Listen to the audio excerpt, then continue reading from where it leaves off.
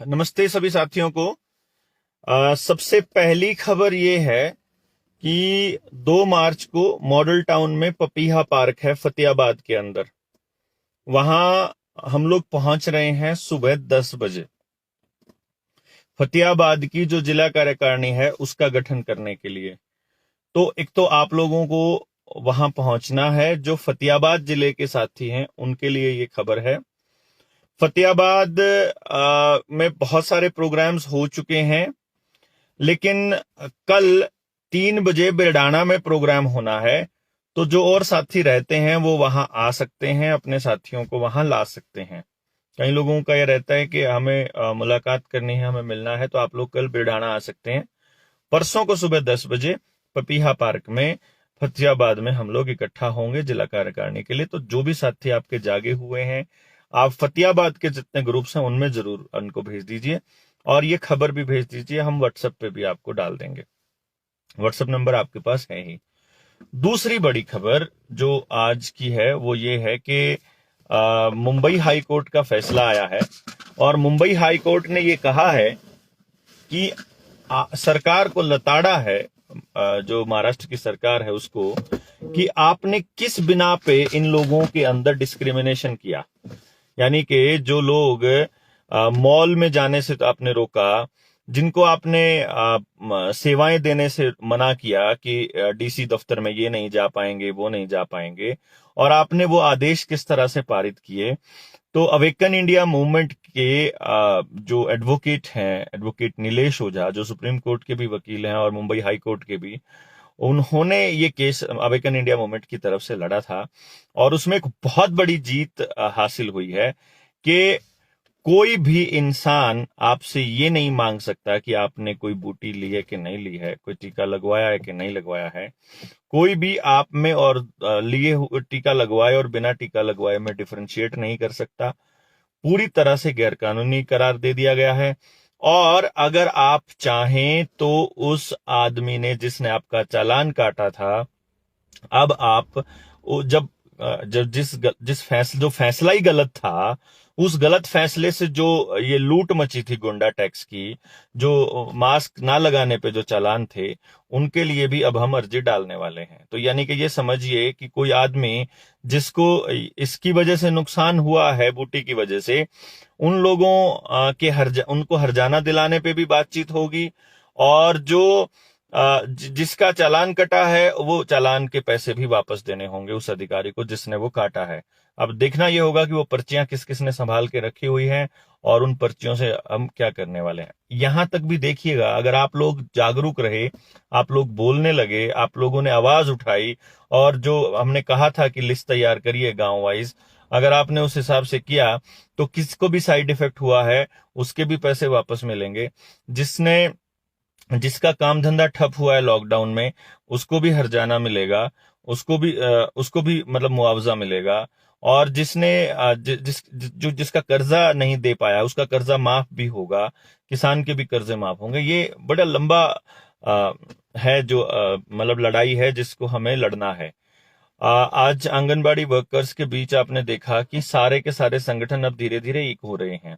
जनता सरकार मोर्चा की जो स्टेट की कार्यकारिणी है उसमें 3-4 संगठन एक्स्ट्रा ऐड हुए हैं, वो आपने अखबार में पढ़ लिया होगा। महिला विंग की जिम्मेदारी भी दे दी गई है। तो अब धीरे धीरे बाकी के सारे संगठन भी इकट्ठे हो रहे हैं समाज के। तो आप लोगों से भी गुजारिश ये है कि ज्यादा से ज्यादा लोगों तक ये बात पहुंचाएं कि आप अपने अधिकारों की रक्षा के लिए खुद से बोलना शुरू कीजिए, उसके अलावा और कोई काम नहीं चलेगा। दूसरी बात, जो ऑलरेडी एग्जिस्टिंग यूनियंस हैं, वो यूनियंस आपकी आवाज नहीं उठाएंगी, तो वो आवाज आपको खुद उठानी होगी। उस आवाज को उठाने के लिए आपको पहल करनी होगी। तो आप वो यूनियन क्यों नहीं उठाएंगे, उसके पीछे एक बहुत बड़ा कारण है कि वो पहले से एस्टेब्लिश्ड यूनियंस हैं, और उन लोगों के जो प्रधान है वो कहीं ना कहीं सरकार के साथ मिली भगत में शामिल है। यानी कि वो उस पूरे के पूरी मिली भगत में कहीं ना कहीं शामिल हो चुके हैं या हो सकते हैं, क्योंकि वो कर्मचारी हैं। देखिए, ध्यान दीजिएगा, जो आदमी डीलिंग रखता है उस आदमी के हाथ में उसके हाथ से कुछ ना कुछ गड़बड़ कभी भी हो सकती है। तो ऐसा हो सकता है कि उनके हाथों से कभी कुछ गड़बड़ हुई हो और उसको लेकर के इनको उनको ब्लैकमेल किया जा रहा हो, तो वो फिर मजबूरीवश वो बोलेंगे, और बोलेंगे नहीं, और फिर आपके जो आंदोलन है वो धीमे पड़ जाएंगे। तो नेगोशिएशन नहीं करना है किसी भी कीमत पर अभी आने वाले टाइम में। यही कारण है कि हमने जनता सरकार मोर्चा की इकाई का गठन कर दिया है, किसी को प्रधान नहीं बनाया है, सब जिम्मेदारी बराबर तरीके से ले रहे हैं। आप सोचिए ऐसा कोई संगठन जिसके अंदर सारे लोग बराबर जिम्मेदारी से लेते हों, किसी को कैमरे का चस्का नहीं हो, कोई भी इस बात की शिकायत नहीं करता है कि मुझे कहां बिठाया गया, कोई इस बात की शिकायत नहीं करता है कि मैंने कितना पैसा खर्च किया, सब अपनी जेब से पैसा खर्च कर रहे हैं। ये मैं एक ऐसा बंदा हूं जो अपनी जेब से पैसा कम खर्च कर रहा हूं, सबसे कम, मतलब मेरे खर्चे साथी ही मिलजुल कर उठा रहे हैं। और कई बार आप समझ सकते हैं कि ये एक बड़ा मतलब मैं इसको ऐसे समझता हूं कि इकट्ठे होकर के सारे लोग अपने आप से, खुद से वॉलंटरीली जिससे जितना सहयोग बन पड़ रहा है वो कर रहे हैं, और मिलकर के इस लड़ाई को लड़ रहे हैं समाज की, क्योंकि समाज बचेगा तो हम बचेंगे। ये कॉन्सेप्ट जनता सरकार मोर्चा ने दिया है। अब देखना ये होगा कि हम इसको कितना लंबा लेकर के जा सकते हैं, बिना थके, बिना रुके, बिना बिके, बिना मैनेज किए जाए। मतलब हम लोग केवल इस मतलब हमारी जो टारगेट है वो ये है कि हम लोग एक टॉर्च बेरर की तरह काम करें, टॉर्च बेरियर की तरह हम लोग आपको ये बताएं कि आपको अपने अधिकारों की रक्षा कैसे करनी है। इस तरह से आधिकारिक है कि मत बोलिए, नौकर कहिए। हाँ, नौकर तो वही तो हम कह रहे हैं भाई। पहले दिन से ही कह रहे हैं, लेकिन अधिकारी शब्द जो है वो इसलिए कहा जाता है कि उनका काम होता है हमारे अधिकारों की रक्षा करना। लेकिन आजकल वो दलाल बने हुए हैं इन प्राइवेट कंपनियों के। फिर भी कोई बात नहीं, निकल जाती है गलती से, कोई बात नहीं। ये जो लेकिन अधिकारियों की भाषा समझते हैं अपने दोस्त। तो साथियों, ये एक बड़ा सवाल है। एक तो जो मैंने आपको बताया था पपीहा पार्क जो फतेहाबाद का है, वहां हम परसों 2 तारीख को पहुंचेंगे सुबह 10 बजे, और कल बिरडाना 3 बजे आप आएंगे। उससे पहले हमारी कुछ मीटिंग्स हैं, वो खत्म करके हम सीधा वहीं पहुंचेंगे। आप आप लोग वहां पहुंच सकते हैं, 3 बजे का टाइम है, बिल्कुल आराम से रिलैक्स होकर के, फ्री होकर फिर आप जा भी सकते हैं घर पे, जो नजदीक के लोग हैं। फतेहाबाद में तो लेकिन सभी साथियों को आना होगा, जितने भी जागृत साथी हैं। और मुझे फतेहाबाद से काफी उम्मीद है, क्योंकि सबसे बड़े प्रोग्राम्स फतेहाबाद में हुए हैं, सबसे ज्यादा जागृत लोग फतेहाबाद के इस पूरे उसमें मुझे नजर आए हैं। इसके बाद हम लोग बाकी के जो जिले हैं उनको कवर करने की दिशा में काम करेंगे। जो बाकी के जिले हैं, 3 तारीख से लेकर के 7 तारीख तक नेशनल एक सेमिनार रहेगा। पूरे देश के लोग एक साथ आकर के मंथन करेंगे कि आगे भविष्य में किस तरह से लड़ाइयां लड़ी जाएं इन फांसीवादी ताकतों से। कल को अगर व्यवस्था में कोई दूसरे आदमी आ जाते हैं तो उनसे कैसे लड़ना होगा, इस पूरे मुद्दे पर चर्चा होगी, और आपके सामने उसका निचोड़ भी दे दिया जाएगा। फिलहाल के लिए आपके पास यही 2 खबरें थी, और बहुत ही बढ़िया मतलब रहा कॉन्सेप्ट कि हाई कोर्ट को ये मानना पड़ा। बस एक बात का ध्यान रखिएगा, कल को अगर हाई कोर्ट भी ऐसे आदेश देने लगे, क्योंकि ये आदेश ऐसे ही नहीं आए हैं, ये आप बोलने लगे हो तो आए हैं। ऐसा नहीं है कि कोर्ट हमारे अधिकारों की रक्षा के लिए तत्पर रहा हो।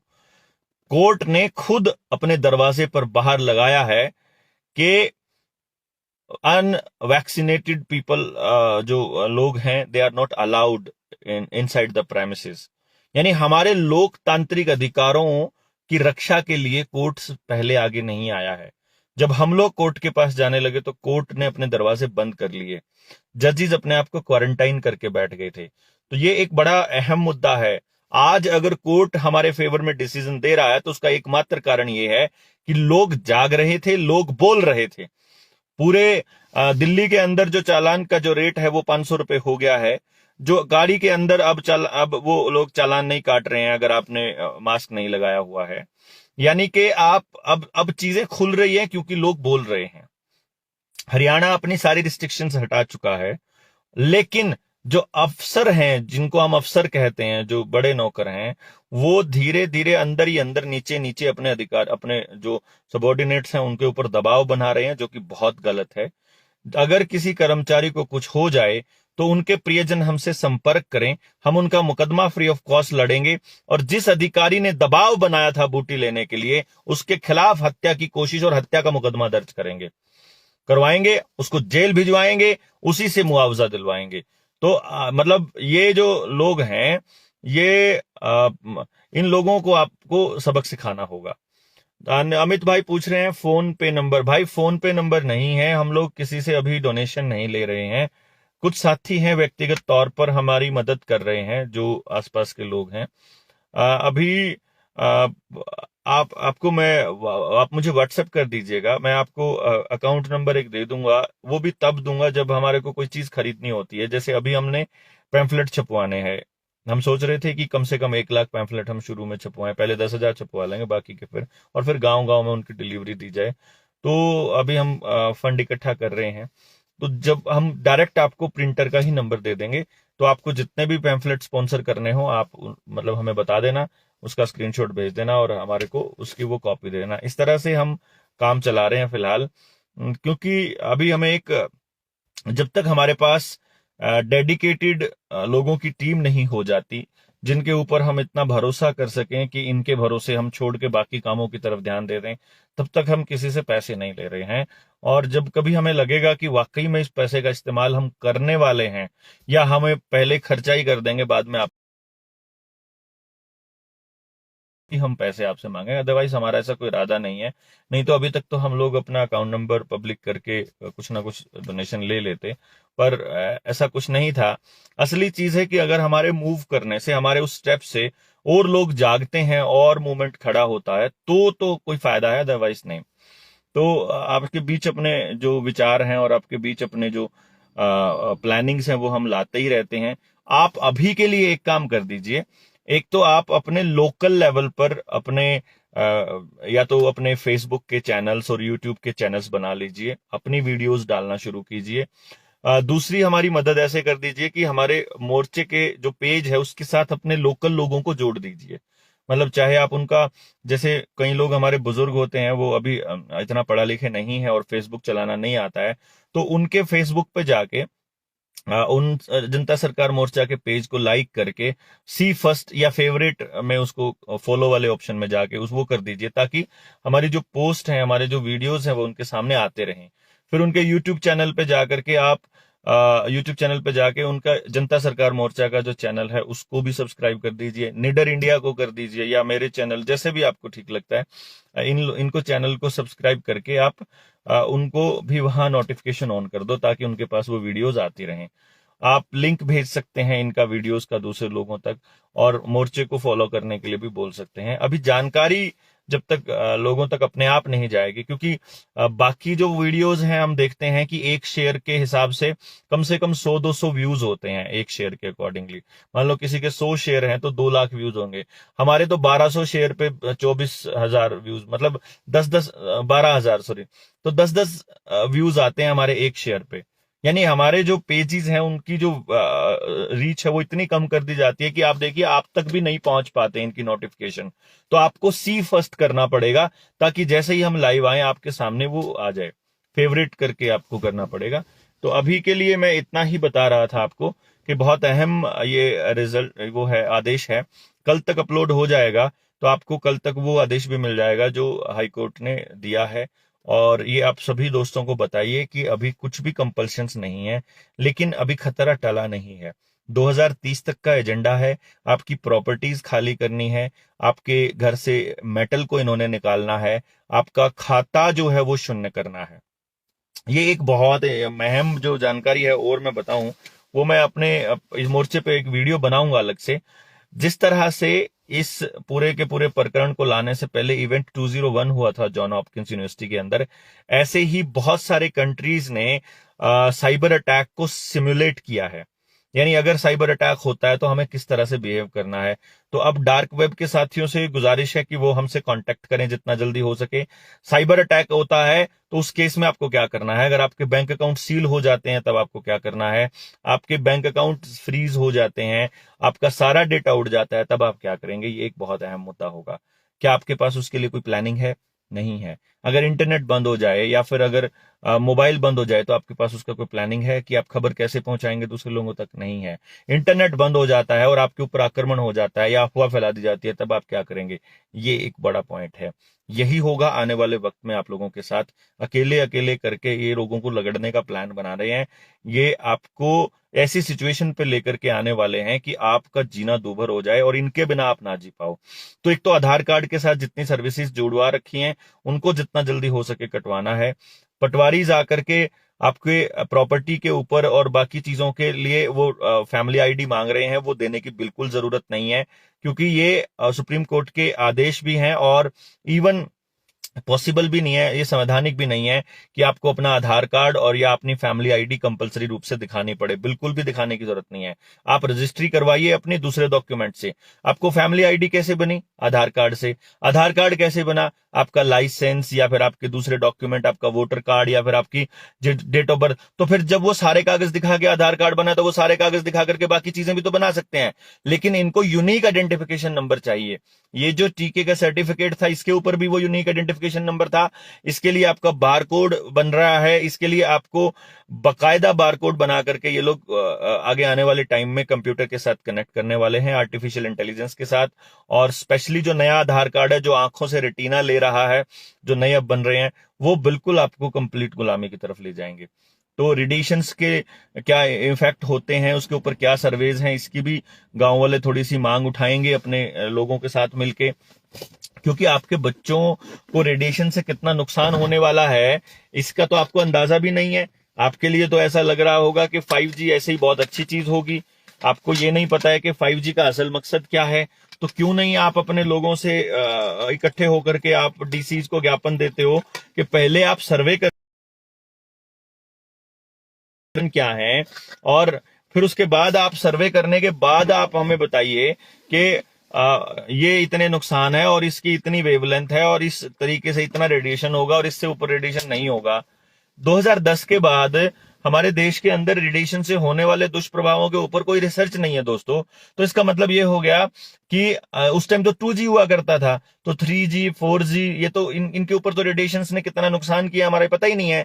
लोगों में डिप्रेशन के केसेस बढ़े, लोगों में गुस्सा बढ़ा, लोगों में सुसाइडल थॉट्स आने लगे जब ये 5G की वो होने लगी थी। तो बहुत सारी ऐसी चीजें रही हैं जो बड़ी क्रिटिकल थी और जिनको जो बड़ी लोगों के ध्यान रखने की थी, लेकिन लोगों ने ध्यान नहीं दिया। तो आपका काम है आप लोगों को जगाइए। आप बोलते रहिए, हमें जरूरत नहीं है बार बार बोलने की, लेकिन इतना ज्यादा जरूरी है कि ये लोग बिल्कुल हमारे ऊपर पंजा शिकस्त मतलब कसता जा रहा है। और लोग जो कुछ लोग ऐसे हैं जो टीवी देखते रहते हैं उनको तो पता भी नहीं है कि ऐसा हो रहा है। तो आपसे गुजारिश है, एक तो ज्यादा से ज्यादा इसको शेयर कीजिए, लिंक इसका भेजिए और पहुंचिए। फतेहाबाद पहुंचते हैं हम लोग, मिलते हैं। पपीहा पार्क मॉडल टाउन में है फतेहाबाद के, सुबह 10 बजे 2 तारीख को। और कल हम पहुंचेंगे बिरडाना। कल बिरडाना है 3 बजे। तो आप सभी दोस्तों का इंतजार रहेगा, जितने भी आसपास के लोग होंगे। ये फतेहाबाद जिले के लोगों के लिए बात हो रही है, बाकी जिलों में भी हम जा रहे हैं। अभी जब ये नेशनल कॉन्फ्रेंस हो जाएगी इसके बाद हम ट्रेनिंग सेशन रखेंगे। ट्रेनिंग के बाद फिर हम बाकी जिलों को कवर करना शुरू करेंगे। तो अब थोड़ा शेड्यूल थोड़ा नॉर्मल होने लगेगा। अब थोड़ा सा अपने सेहत की तरफ भी देखना पड़ेगा हम लोगों को, क्योंकि अभी तक तो हम दिन रात पागलों की तरह लगे हुए थे। अब लोग अब बच्चे जो हैं, अब जो हमारे ट्रेन टीम जो है, वो जो और जनता सरकार मोर्चा के बिल्कुल सबसे एक्टिव जो मेंबर्स हैं, वो अब जिम्मेदारी लेकर के आप तक पहुंचेंगे आपको जगाने के लिए। और टारगेट हमारा ये है कि हम आपको कम से कम 1,000 ऐसे लोग दे दें जो फुल्ली ट्रेंड हों, जिनको सारी चीजें समझ में आती हों। अब आप उनको कितना जागृति के लिए कितना उनको सिरदर्द कर सकते हो, ये आपके ऊपर होगा। आपके हर जिले में हम लोग आपको लोग दे देंगे बना करके। और अ, शायद ये काम जो है हम कब तक कर पाएंगे वी डोंट नो, लेकिन हम लगे रहेंगे जितना हमसे हो पाएगा। आप लोगों से गुजारिश यही रहेगी, अगर आप सरकारी नौकरी पर हैं, नहीं आ सकते हैं, नहीं बोल सकते हैं, तो आप हमारी चीजें स्पॉन्सर कर सकते हैं। हमारा ट्रैवल एक्सपेंस स्पॉन्सर कर सकते हैं। हमारा ऑफिस अगर हमें कोई खोलना हो, जैसे सेंटर में, जींद में या कहीं और, उसको स्पॉन्सर कर सकते हैं। आप हमारे और एक्सपेंसेस जो ओवरहेड एक्सपेंसेस होते हैं सब कुछ, मतलब पोस्टर है, बैनर है, गाड़ी के टायर हैं, मेरी गाड़ी के तो रिम भी गए। तो इस तरह से ये चीजें हैं। हम लोग नहीं एक टाइम आएगा जब हम लोग थक जाएंगे, तो उस टाइम के लिए अगली पीढ़ी को तैयार करना बहुत जरूरी है। तो आप खुद आकर के सीख सकते हैं। पढ़े लिखे लोगों से ये गुजारिश है कि वो जरूर आए। टीचर्स अपने सेमिनार्स ऑर्गेनाइज करें अपने टीचर्स कम्युनिटी में। आप पर्सनल लेवल पे कॉल करके अपने बंद कमरे में कर लीजिए, ओपन में नहीं कर सकते, सरकारी अनाउंस करके नहीं कर सकते, तो आप अपने मोहल्ले में कर लीजिए, आप कहीं भी कर लीजिए।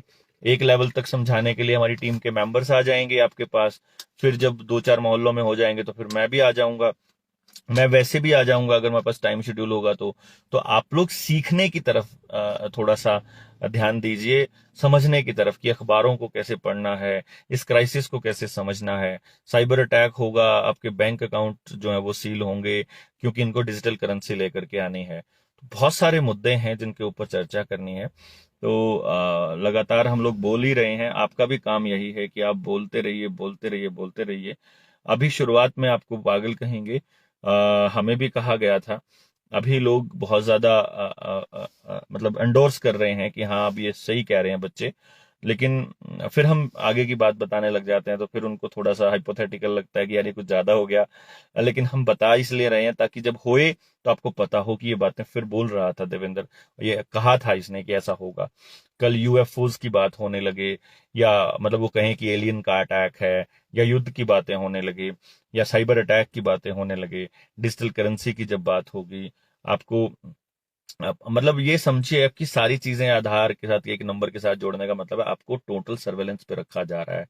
और 5 कैमरास जो हैं, 5G की installation, this is the most dangerous thing जो आने वाले टाइम में। तो साइबर लिंक हमें नहीं चाहिए भाई, हमें आर्टिफिशियल इंटेलिजेंस नहीं चाहिए भाई, हमें रोबोटिक्स नहीं चाहिए भाई। हमारे पास लोग बहुत हैं काम करने के लिए, हम उस हिसाब से अपने आपस में काम कर लेंगे। तो गांव की एजुकेशन पे हम लोग काम कर रहे हैं जिसमें 100% एम्प्लॉयमेंट पॉसिबल है। हेल्थ पे भी काम कर रहे हैं, खेती पे भी काम कर रहे हैं, जहर मुक्त खेती कैसे हो, जहर मुक्त खाना कैसे हो।